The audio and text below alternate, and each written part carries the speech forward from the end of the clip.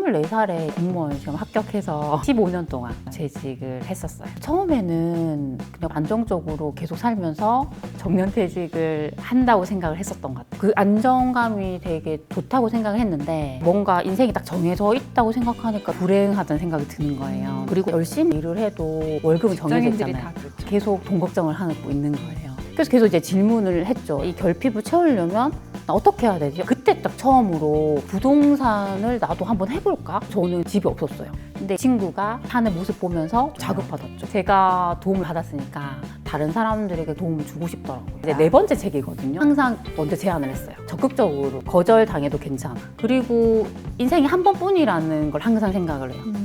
그렇게 생각을 하면 못할 게 없더라고요. 많은 분들이 집을 산다 했을 때 무조건 그 집에 살아야 된다. 근데 그걸 깰 수 있어요. 확실히 더 얻을 수 있는 거 살 수 있거든요. 그쵸. 투기야. 저는 아닌 것 같아요. 자산의 관점으로 바라볼 수 있거든요. 부동산을 실행에 옮기게 된 거가 10년 정도 된 것 같아요. 지금은 어떤 흐름? 서울의 중하급지로 계속 가고 있어요. 근데 매물이 없어요. 호가가 계속 올라가요. 신문기사 관망하고 있는 것 같다. 네. 현장 분위기는 아닌 거예요. 아니다.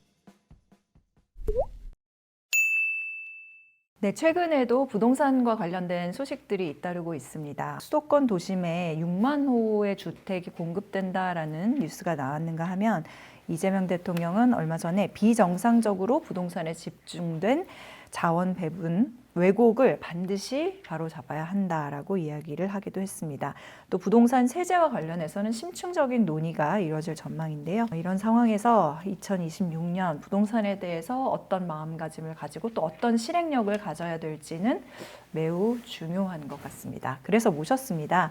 최근에 베스트셀러 책을 쓰신 분이시고요.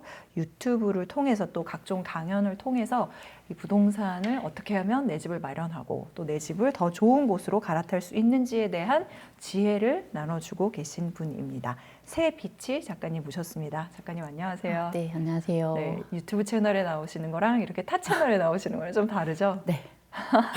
저희 머니온라인은 처음 나오셨으니까 네. 간단히 자기소개를 좀 부탁드리겠습니다. 네.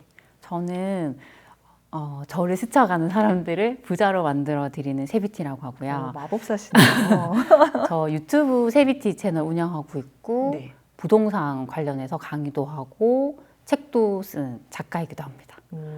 근데 이력이 네. 처음부터 작가였고 처음부터 유튜버였던 게 아니라 매우 네. 뭐랄까 눈에 확 띄는 이력이 있으시던데 공무원을 하셨었다고요? 네. 네, 그 얘기도 좀 듣고 싶습니다.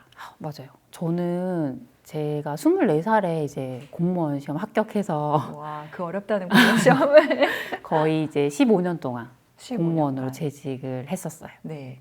공무원은 사실 돈과는 좀 거리가 멀고 멀어야 맞아요. 하는 직업이다 보니까 자산을 모으는 거는 쉽지 않은 일이었을 것 같은데. 네, 맞아요. 근데 자산가신 것 같아서 네. 네. 어떻게 그러니까 부동산을 통해서 어쨌든 자산을 일구신 거죠? 맞아요. 지금 실례가 안 된다면 네, 네. 부동산 투자 전문가시니까 어디 살고 계신지 또 아, 거기에 사시기로 결심하신 이유는 뭔지부터 좀 여쭤봐도 네네. 될까요? 현재 이제 거주하고 있는 곳은 대구에 대구. 거주를 하고 있어요. 네. 근데 제가 원래 시골에 살았어요. 음. 근데 어릴 때 저희 가족이 대구로 다 이사를 와서 네. 거기서 이제 학교 다니고 직장도 이제 거기서 직장 생활 했었고 이제 아이들도 학교를 다 다니고 있어요. 그래서 지금은 일단 대구에서 부모님도 계시고 하니까 그래서 거기서 이제 활동을 하고 있어요. 대구에서요. 대구에도 여러 지역들이 있을 아, 네. 거잖아요.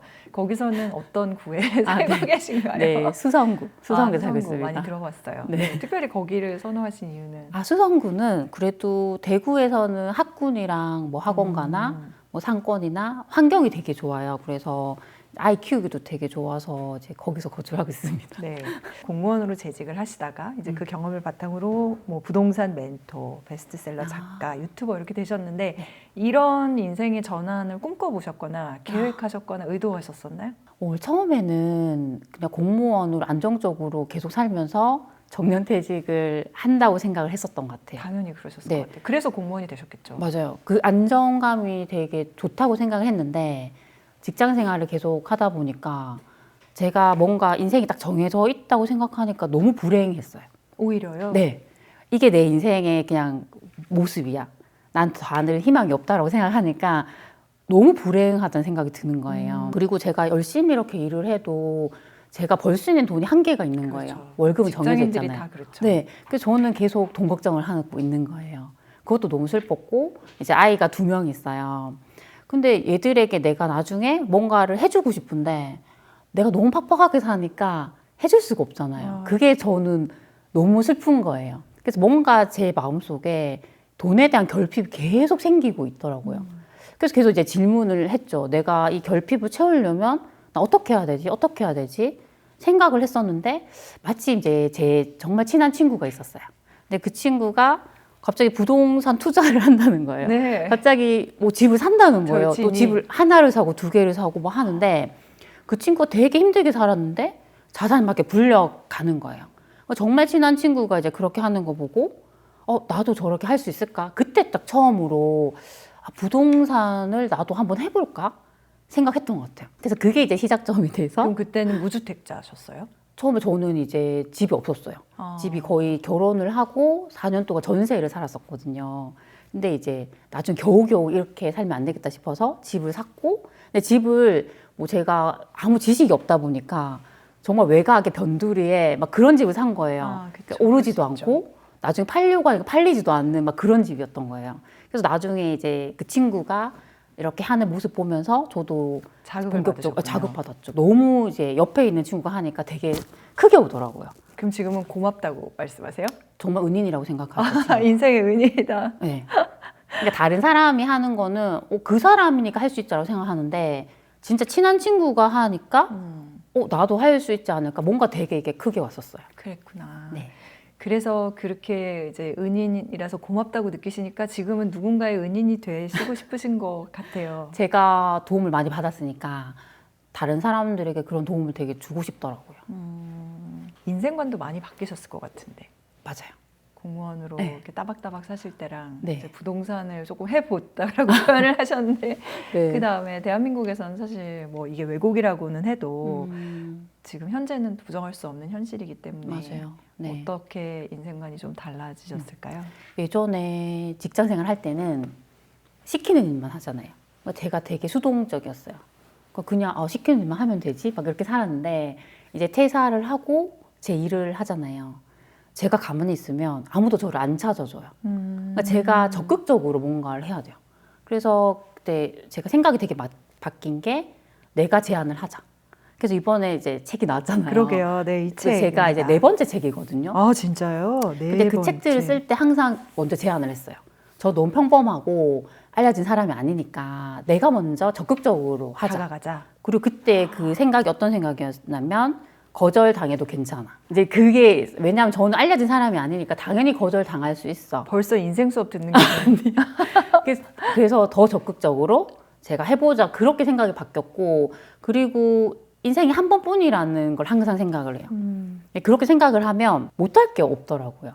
그렇죠. 요즘 네. 또 유행하는 말 있잖아요. 100년 뒤엔 아무도 없다. 네, 맞아요. 지금 같이 있는 사람 아무도 없으니까 네, 네. 그만큼 좀 더 마음껏. 이제 좀 적극적으로 내가 살아보자 그렇게 많이 바뀌었어요. 그랬구나. 사실 그 부동산 투자와 관련된 인생관을 여쭤본 건 이제 그거라기보다는 뭔가 좀 금전적인 측면에서의 인생관을 여쭤본 거였는데 왜냐하면 방금 이 책도 얘기해 주셨지만 이 책이 정말 베스트셀러에 진입해서 굉장히 지금 많은 관심을 받고 있는데 여기에 있는 그 작가님에 대한 피드백들 중에 작가님 강연을 들은 사람들은 평균 200% 이상의 수익을 올렸고 인생을 대하는 태도가 달라졌다고 입을 모은다라는 표현이 있어요. 그래서 도대체 저는 아직 강의를 듣기 전이니까 아직 인생을 대하는 태도가 어떻게 달라졌다는 거지? 라고 궁금했었는데 이런 피드백 받아보신 적 있어요? 네, 맞아요.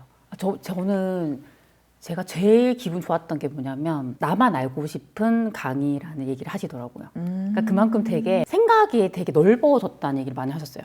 그러니까 많은 분들이 부동산을 산다, 뭔가 내가 집을 산다 했을 때 되게 생각이 좁아요. 그러니까 내가 사는 동네에서 뭐 이런 거 봐야지라고 생각하거든요. 근데 저는 항상 강의를 할 때 일단 흐름부터 얘기해드려요. 그러니까 흐름을 보는 방법. 네. 지금 내가 집을 사면 이 집이 올라갈 것인가, 아니면 떨어질 것인가, 내가 샀을 때 리스크는 없는가, 그 어떻게 뭐 데이터로 보는가, 그리고 뭐 어떻게 입지를 보고 어떻게 임장을 가고, 그러니까 전반적인 걸 알려드리니까 생각이 되게 넓어지시는 거예요. 이게 넓어지면 사실 선택할 수 있는 게 되게 많아요. 그리고 많은 분들이 내가 집을 산다 했을 때 무조건 나는 그 집에 살아야 된다 생각하잖아요. 그렇죠. 근데 그걸 되게 깰 수 있어요. 나는 만약에 뭐 지방 소도시에 살고 있어요. 근데 지방 소도시에 산다고 내가 지방 소도시 집을 살 필요는 없어요. 나는 거기 월세를 살고 내 집은 다른 곳에 사둬도 돼요. 확실히 더 오를 수 있는 거 살 수 있거든요. 그쵸. 그러니까 이게 투자랑 실거주를 그냥 분리시키는 거예요. 투자와 실거주를. 네. 근데 그런 부분은 어떤 분들은 아 이거 투기야 라고 생각할 수 있잖아요. 그쵸. 근데 저는 아닌 것 같아요. 그러니까 내가 어떻게 집을 한 채를 사는데 이걸 그냥 실거주 관점을 보는 게 아니라 자산의 관점으로 바라볼 수 있잖아요. 같이 합쳐서 볼 수 있거든요. 그러니까 그렇게 본다면 분리해서도 충분히 할 수 있죠. 그래서 이제 그렇게 이제 계속 얘기를 하다 보니까 수강생 분들의 생각이 되게 넓어져서 더 좋은 선택으로 갈 수 있었던 것 같아요. 부동산을 그렇게 관심을 가지고 실제적으로 실행에 옮기게 된 거가 얼마나 되신 거예요? 저는 한 10년 정도 된 것 같아요. 지금으로부터 10년 전에는 그럼 그냥 공무원으로 네, 따박따박 네, 맞아요. 이 10년 동안에 이제 베스트셀러 작가의 유튜브에 이렇게 네. 다 활동하시면서 네. 강사에 네. 부도 읽으시고 하신 거예요. 네, 네. 10년. 그렇군요. 10년 만에 지금의 세비치가 나왔다는 말씀이신 거죠. 그러면 아까 흐름이란 얘기를 해주셨거든요. 지금 제가 아까 모두에서도 너무나 매일매일 막 부동산 관련해서 뉴스가 쏟아지는 요즘인데 네. 지금은 어떤 흐름으로 읽고 계신가요? 지금은 근데 이게 딱 흐름을 보면 우리가 2022년이 딱 기점이에요. 그때를 기점으로 이제 미국에서 금리를 급격하게 올렸거든요. 네. 저희도 따라 올렸잖아요. 그래서 이제 거래가 급감하면서 전국이 다 떨어졌어요.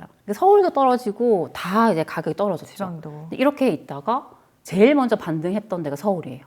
왜냐하면 사람들이 똑같은 조건을 했을 때 당연히 서울부터 보잖아요. 그 서울이 계속 올라간 거죠. 서울에서도 처음에 강남 쪽이 오르고 그 다음에 한강벨트 라인 쫙 오르고. 그러니까 지금 흐름은 이제 저희가 627 대출규제 나왔죠. 네. 10.15 뭐 부동산 대책까지 나왔잖아요. 거기서 제일 컸던 게 대출 한도를 딱 정해버렸어요. 특히 이제 10.15 대책에서는 뭐 15억 이하까지는 6억까지 대출이 되고 15억을 넘어버리면 4억이고 25억 넘어버리면 2억이잖아요. 그러니까 사람들이 사실 대출을 쪼이니까 할 수 있는 선택지가 이제 딱 제한이 되잖아요. 그렇죠. 그래서 관망을 하다가 최근의 움직임이 약간 서울의 중하급지로 가고 있어요. 예를 들면 뭐 성북구라던가 노원구나 뭐 도봉구. 금천구나 도봉구 네. 15억 이하 아파트가 있는 곳들. 경기도에서는 이제 뭐 용인 수지나 평촌이나 내가 좀 그 이하로 선택할 수 있는 곳들이 지금 오르거든요. 그렇죠. 그래서 흐름은 일단은 지금은 그쪽으로 계속 가고 있어요. 그 얘기는 계속 그 매수세가 매수세는 있어요. 있다. 근데 다 이게 매물이 없어요. 매물이 급감을 해요. 왜냐하면 이게 이제는 집을 가진 사람들도 되게 정보가 있어요. 정보력이 되게 좋으시거든요. 내가 지금 이 시점에서 집까지 오를 거라고 확신하는 분 되게 많아요. 그 현장에서는 매물이 급감을 하고요. 아니면 매물 호가가 계속 올라가요. 최근에 이제 저희 수강생 분도 이제 매수를 하려고 하셨는데 이제 여기가 원래 뭐 14억 5천에 집을 내놨어요. 네네. 갑자기 3천만 원 올려버려요. 그러니까 이런 상황인 거예요. 그래서 뭐 우리가 신문 기사나 이런 거 봤을 때는 관망하고 있는 것 같다. 네. 거래는 줄고 있는 것 같다. 막 이렇게 생각하는데 현장 분위기는 아닌 거예요. 아니다. 네. 근데 다주택자를 지금 압박해서 네. 이 양도세 중과 유예 같은 경우가 네네네. 지금 그런 건데 다주택자를 압박해서 그때 이제 매물들이 조금 나오지 않을까라는 기대가 있는 것도 사실이죠. 맞아요. 근데 이게 저는 전반적으로 이게 매물이 급매가 많이 나올 것 같진 않아요. 그래도? 그러니까 지금 일부 보면 뭐 강남이나 용산 쪽에 보면 일부 급매가 나오긴 해요. 근데 그런 분들은 어떻게 이제 생각을 하냐면 지금 계속 발언을 하는 게 원래는 우리가 이제 종부세 같은 경우는 주택 수에 따라 중과를 했단 말이에요. 근데 최근에 발언들을 보면 주택 수가 아니라 주택의 가액에 따라서 맞아요. 중과하겠다고 그렇죠. 하잖아요. 네. 그러면 이제 특히 고가 아파트 갖고 계신 분들은 압박을 받거든요. 그래서 그런 분들이 일부 내놓고 있긴 해요. 네. 근데 이게 전반적인 게 아니라 그 외의 분들은 사실 이게 더 올라갈 것 같으니까 네. 오히려 보유를 하려고 하거든요. 그렇죠. 그래서 저는 아무리 이게 5월 9일까지만 뭐 중과 유예를 하고 그 이후에는 이제 뭐 중과를 하겠다라고 맞아요. 하더라도 이게 금매가 그렇게 많이 나올 것 같지는 않아요. 그러니까 정부가 기대하는 것만큼의 매물이 나올 것 같진 않다. 네, 오히려 이걸 그냥 계속 보유를 해서 나중에 뭐 증여를 한다던가 버티자. 버티자. 사실 그런 분들이 훨씬 많은 것 같아요. 근데 그러면 말 나온 김에 여쭤볼게요. 그 똘똘한 한 채가 그래서 지나갔다는 얘기가 그래서 나오는 거잖아요. 이제 더 이상 이제 똘똘한 한 채 네네. 때문에 해피하던 시대가 조금 갔다라는 얘기가. 네네. 근데 그러면 부동산 투자 전문가 세비치 작가님께서는 그렇게 보지만은 않으시는 거네요. 네, 맞아요.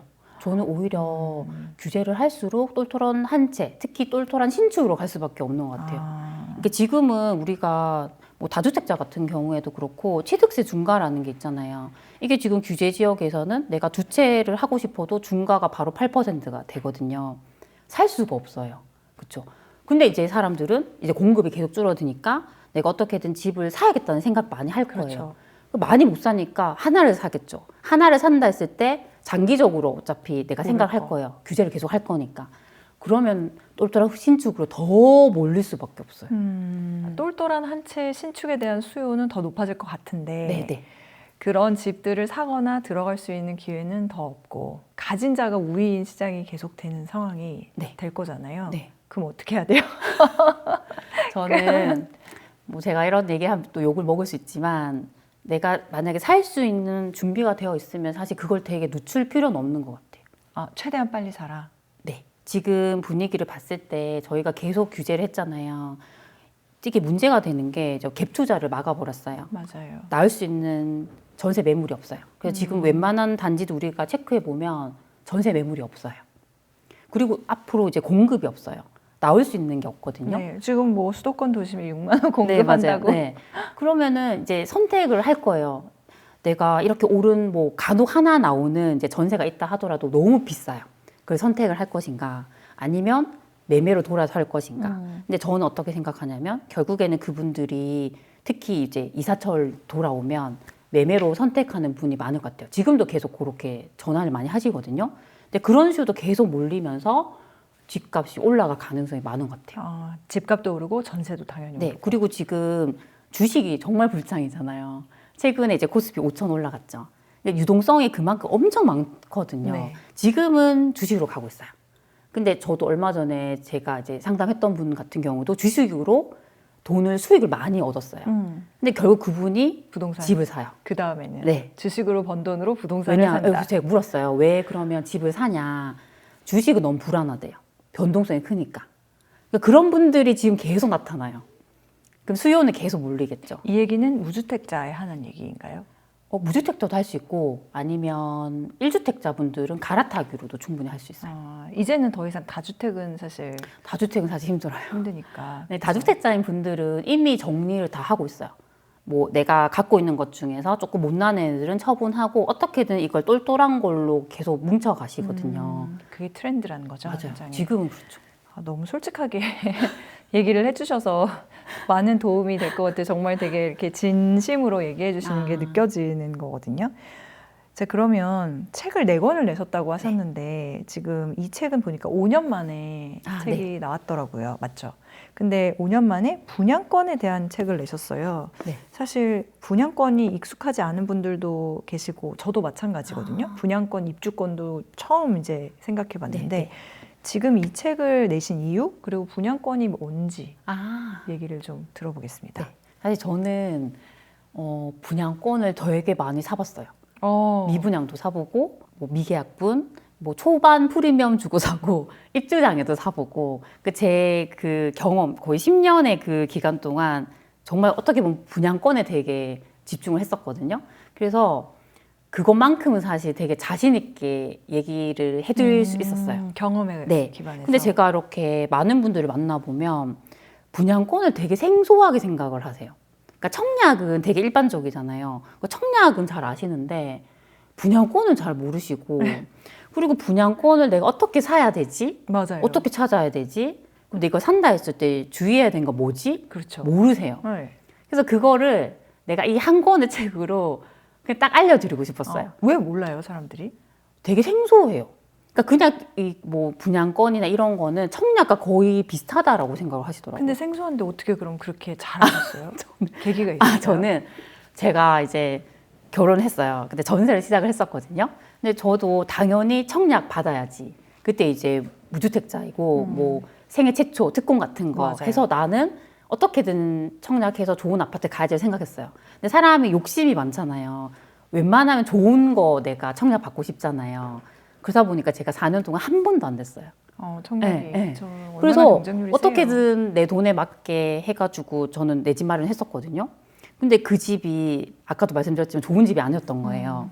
근데 제 주변의 지인들이나 친구들을 보니까 갑자기 입주장에 있는 분양권을 사서 갈아타기를 하더라고요. 근데 그 집이 1년도 안 돼서 정말 뭐 1억, 2억씩 올라가요. 그걸 보면서 아, 이게 무조건 청약만 답이 아니구나. 내가 새 아파트를 살 수 있는 게 분양권을 사도 되는구나. 그때 또 알게 우리 됐거든요. 주변에 은인들이 많으시네요. 인복이 많으신가 봐요. 네, 네. 제가 되게 무지했었고 이미 그렇게 하고 있는 분들이 많았어요. 그러면 무주택자고 지금 어쨌든 돈이 아주 여유롭지 않다라고 하면은 네. 이 책을 읽어봐라. 맞아요. 그래서 분양권을 익숙해져라. 그리고 네. 공략해라라는 네, 말씀이신 거예요. 맞아요. 그러면 분양권이 뭐예요? 분양권은 청약을 하고 나면 보통 우리가 이제 당첨을 받잖아요. 네. 근데 이분들이 그걸 계속 가져갈 수도 있지만 전매 제한이라는 게 있어요. 뭐 전매 제한이 1년까지 갖고 계시다가 팔 수 있고 이제 그런 기간이 있거든요. 네. 그럼 이분들이 내가 팔고 싶으면 또 팔 수 있는 기간이 있는 거예요. 그러니까 그거를 내가 살 수 있는 사람들은 사는 거죠. 그러니까 새 아파트에 들어갈 수 있는 권리를 사는 거죠. 새 아파트에 들어갈 수 있는 권리. 입주권하고는 어떻게 달라요? 입주권 같은 경우는 성격이 다른 게 이제 뭐 재개발이나 재건축 같은 사업을 해서 조합원 분양을 해요.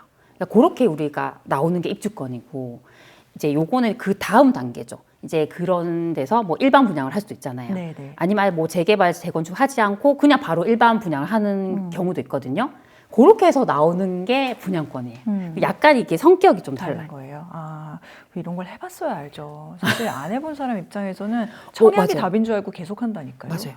네. 근데 계속 안 되고. 맞아요. 그 사이에 부동산 계속 오르고. 그러니까 청약은 내가 당첨되고 안 되고를 내가 통제할 수가 없어요. 근데 분양권은 내가 돈이 있으면 살 수 있잖아요. 그게 되게 다르죠. 그러면 지금도 부동산은 투자해야 된다.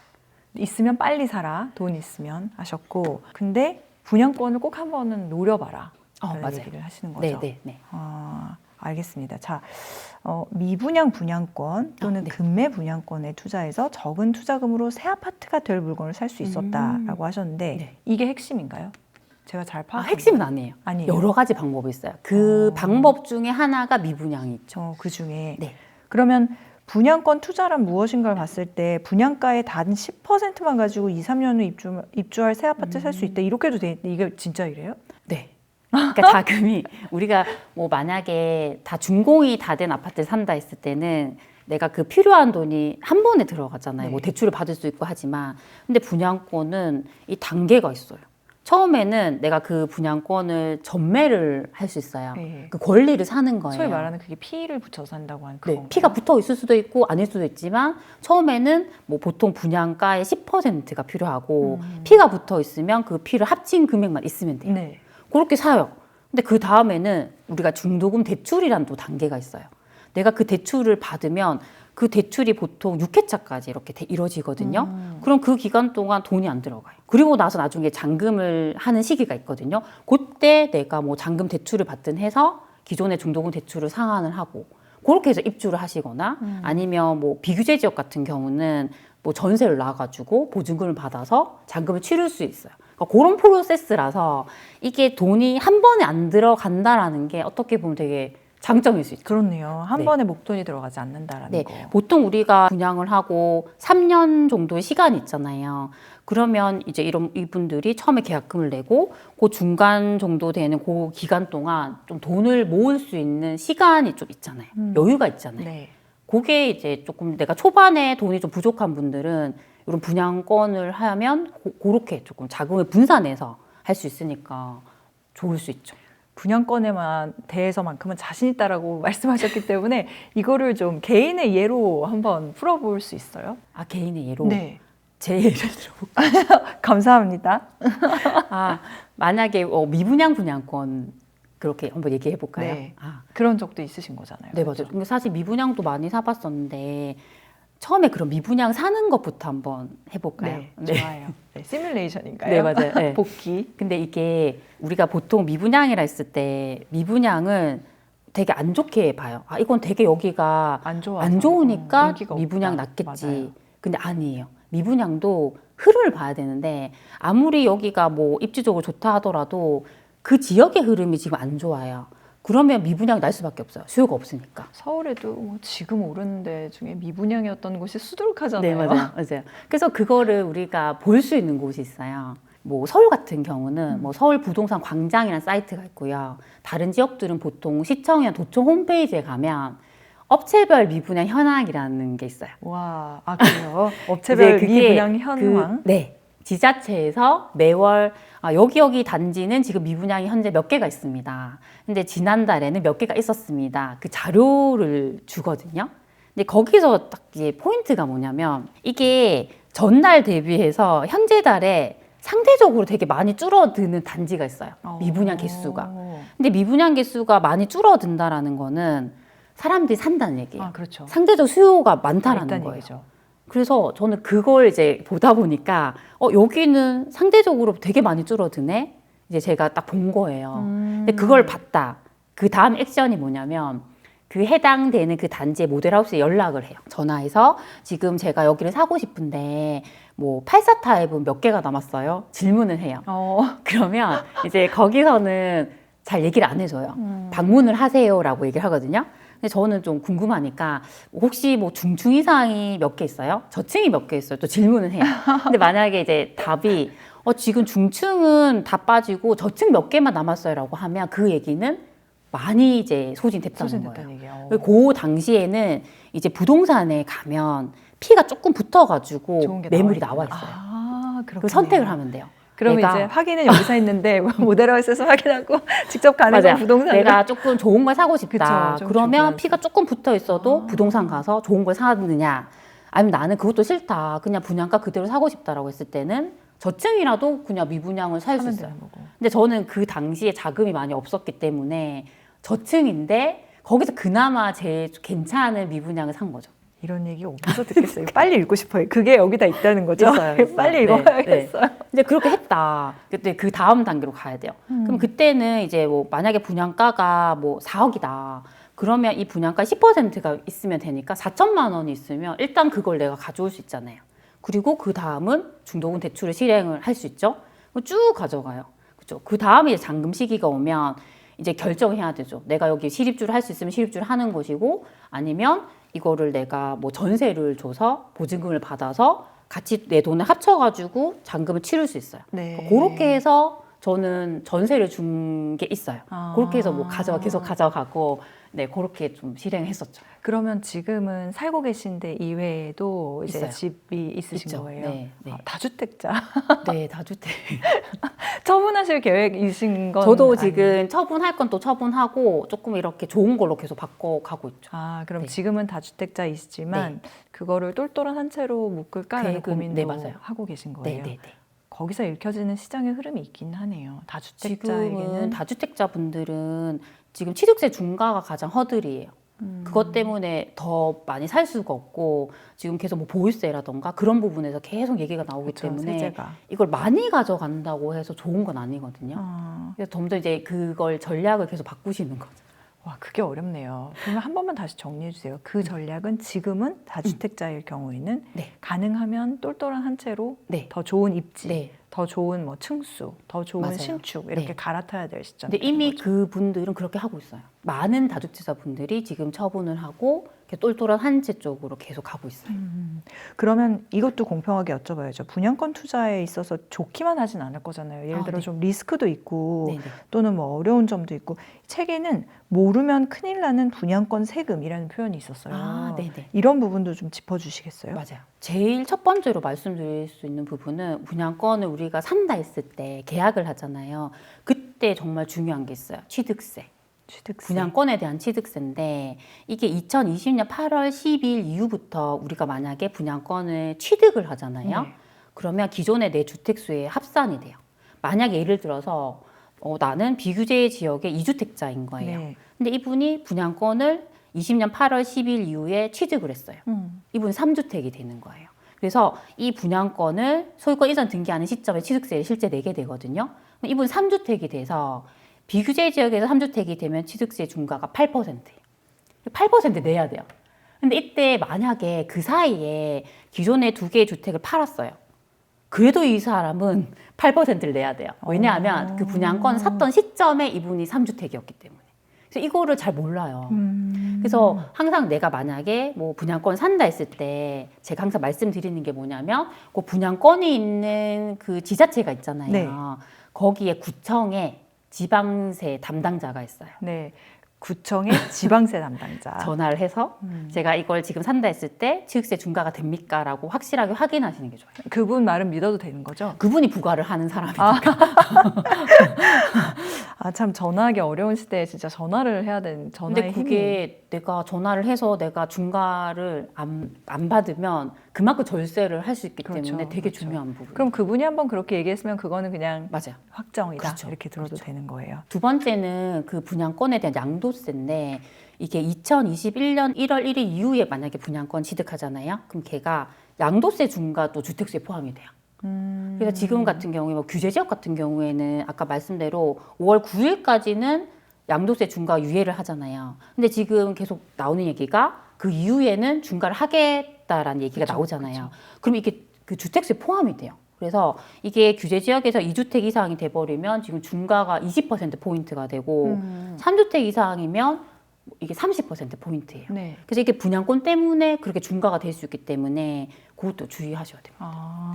그러면 이제 분양권을 뭐 내가 거기서 살 수도 있지만 네. 또는 전세를 놓을 수도 있지만 네, 네. 이걸 가지고 매도를 하신 경우도 있으세요? 맞아요. 안 살고. 네. 있죠. 그러면은 차익을 보고 네. 매도를 한 상황이죠. 네, 네. 그럼 매도는 어떨 때 해야 하고 그 방법은 어떻게 해야 되는 맞아요. 거예요? 근데 이때 되게 우리가 잘 아셔야 되는 게 뭐냐면 그 분양권 자체에 대한 양도세가 있어요. 근데 이게 지금 중과가 되고 있거든요. 그래서 만약에 내가 분양권을 파는데 보유한 기간이 1년 미만이다 했을 때는 지방세 포함해서 77%예요. 양도세율이.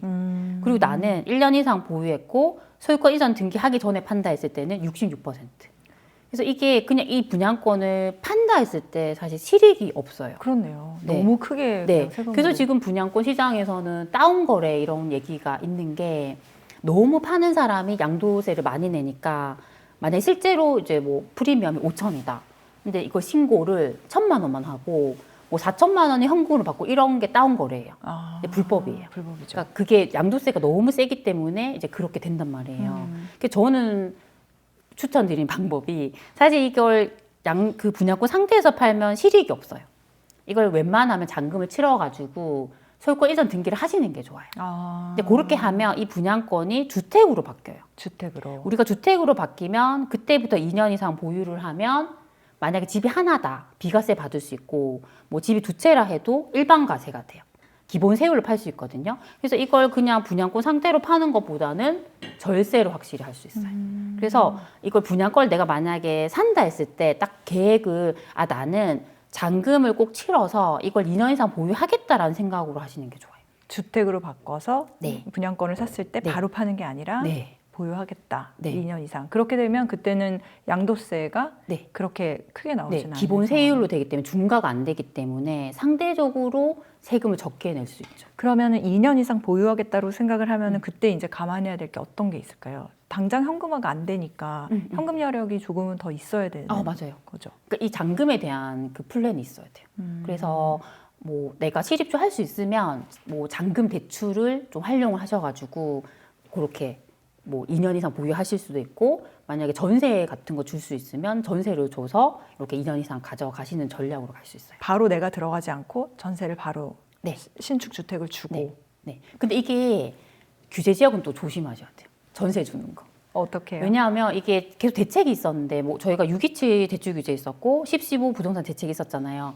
그때 이 대출에 대한 부분이 있는데 만약에 뭐 입주장에 이 분양권을 바로 전세를 준다 했을 때 그렇게 돼버리면 이 세입자가 전세 대출을 못 받아요.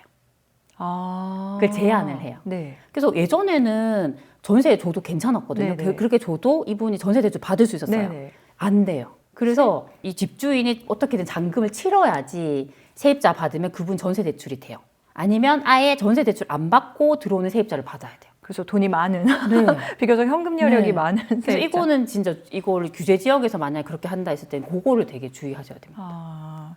규제 지역은 별도의 시장으로 일단 생각을 하는 게 좋겠네요. 네, 그래서 그 부분을 되게 공부를 많이 하셔야 돼요. 무작정 무작정 사면 되는 게 아니라 내가 이거를 샀을 때 내가 어떻게 보유를 하지? 내가 감당할 잔금을 수 어떻게 있는지. 치러야 되지에 대한 플랜이 다 있으셔야 돼요. 미리 이거 네, 거기 다 있어요? 네. 아, 그래서 저는 이렇게 사실 두껍군요. 분양권을 사는 게 무조건 좋다라는 건 아니에요. 이게 희망적인 얘기를 한 게 아니라 산다 했을 때 뭘 주의해야 되고 이런 경우에는 괜찮은데 이런 경우에는 안 된다는 얘기가 다 돼 있어요. 이 책 안에요. 네. 보통 분양권에 대해서 강의하시면 몇 시간 분량으로 하시나요? 너무 궁금하네요. 분양권 저는 제가 지금 하고 있는 정규 강의 같은 경우는 10시간 이상. 10시간 이상. 네. 아, 진짜 공부를 많이 해야 되네요. 네, 맞아요.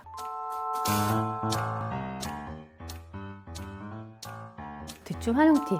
제가 첫 번째로 말씀드리고 싶은 부분은 많은 분들이 내가 대출을 받는다 했을 때 내 주거래 은행을 찾아가요. 그 은행에 가면 대출 잘해주겠지. 아니더라고요. 주거래 은행 그래서 있는 거 아니에요? 아니에요. 저는 말씀드리는 게 활용하라고 말씀드려요. 그래서 몇 군데를 내가 찾아봐야 돼요. 그 대출도 손품이 필요해요. 내가 제일 괜찮은 은행을 픽을 하는 거죠. 그리고 하나 더 팁을 드리면 네.